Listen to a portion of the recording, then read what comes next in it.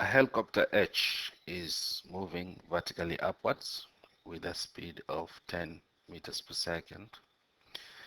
The helicopter is H meters directly above point Q, which is situated on level ground, and the helicopter is observed from point P, which is also at ground level, and PQ is 40 meters. This information is represented here. So one thing that you can notice here is that PQ is fixed at 40 meters. And of course, the whole helicopter is moving upwards, which means H is changing. So when H is equals to 30, we are required to show that the rate of change of HPQ. Now HPQ is this angle here, and we can let HPQ to be theta.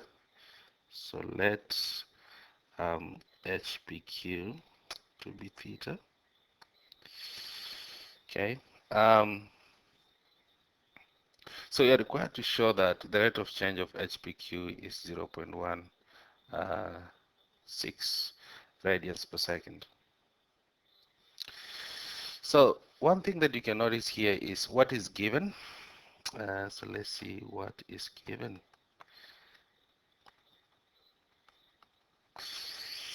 And first of all, we have the rate of change of H.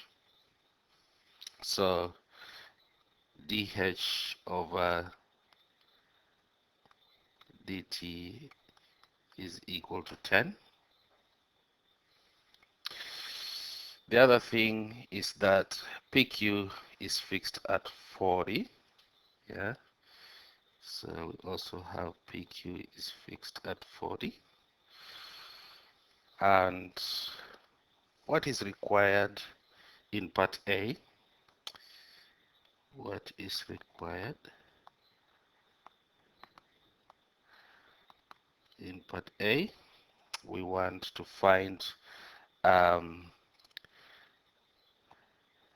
rate of change of theta when H is 30. And in part B, the rate of change of pH.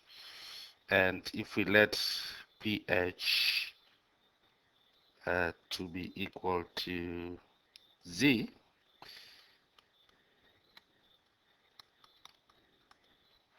yeah, so let that be Z. So part B, the rate of change of pH. Again, this is when H is 30. So basically, this is what you're presented with. So as we plan what to do, we have to keep that in mind. So I'll start with part A. So for part A, we need to come up with a relationship that can help us to find d theta over the dt. Now, because we have length and an angle and this is a right angle triangle, that implies that trig ratios will be useful. So we know that tan theta is equal to h over 40 because 40 is fixed. That implies that h is equals to 40 tan theta. And therefore what we can do is we can differentiate this implicitly. So d over dt of h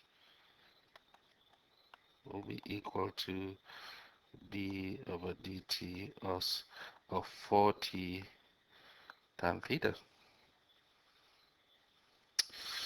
So that will imply that therefore dH over dt will be equal to the derivative of tan is second, so that will be 40 second of theta squared. Derivative of theta with respect to t will be d theta over dt. And again, here what you do is just apply chain rule. Outside tan second theta squared inside derivative of d theta over dt will just be d theta over dt. All right, at this point here, what we can do is we can write this because we know that secant theta squared is same as cosine. So this is same as dh over dt will be equal to 40 over cos theta squared, yeah, d theta over dt. Now this is where we need to come back up top here,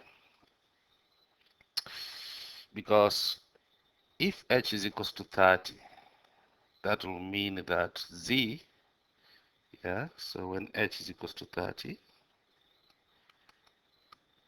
that will mean that z will be equal to the square root of 40 squared plus 30 squared.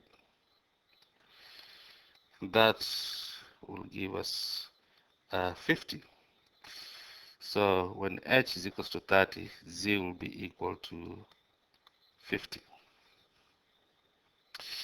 So what does that mean? That implies that cosine of theta, yeah, so that will mean that cosine of theta will be equal to 40 over 50, which is basically 4 over 5. And therefore, in this relationship here, remember what you're trying to find is the theta over dt. In place of cos theta squared, we can plug 4 over 5 squared. In place of the h over dt, we'll plug in 10 because this is h, just for information. That's h. So coming back here, that implies, so therefore, so here dh over dt will be equal to 10, and here we'll have 40 over 4 over 5 squared d theta over dt. So that implies that d theta over dt, which is what is required, will be equal to 10 multiplied by this will be 16 over 25. So we multiply this by that, divide by 40, and divide by 40 same as multiplying by 1 over 40. And if you plug this in your calculator, that will be approximately equal to 0, that will be equal to 0.16. And that's part A. We just require to show that the rate of change of the angle, which is theta, is 0.16. Now moving on to part B. Now in part B, we are required to find the rate of change of pH, and pH here is Z. Yeah, and by Pythagorean relationship, yeah, or by Pythagoras theorem. So by Pythagoras theorem, we know that z squared will be equal to 40 squared plus h squared from this triangle here. So z squared will be equal to 40 squared plus h squared. So what we plan to do here is to differentiate this implicitly and then find dz over dt when h is equals to 30. And also remember that when h is equals to 30, h is equals to 30, z is equals to 50. So just keep that in mind as we have calculated here. So if we differentiate this implicitly, we'll end up with d over dt of z squared be equal to d over dt of 40 squared plus d over dt of h squared. So this will be equal to 2z dz over dt, and this will be equal to 2h dh over dt.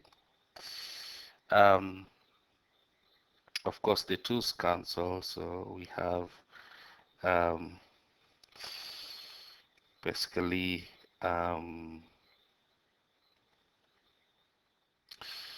dz over dt. In fact, you can make dz over dt subject of the formula. That will be equal to h over z dh over dt.